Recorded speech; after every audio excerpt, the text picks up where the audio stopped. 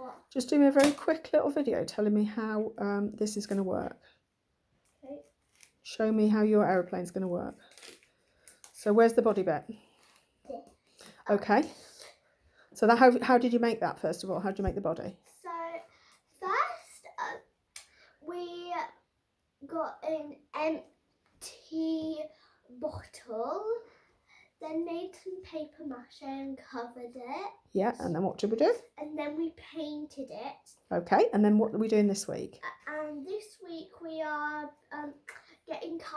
getting cereal boxes, cutting them into this shape and covering them in masking tape to paint them. Can you tell me something about your wings? What are they? They are?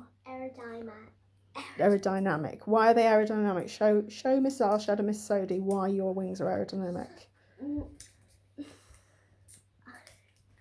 Show me on the other one, because it's easier to see.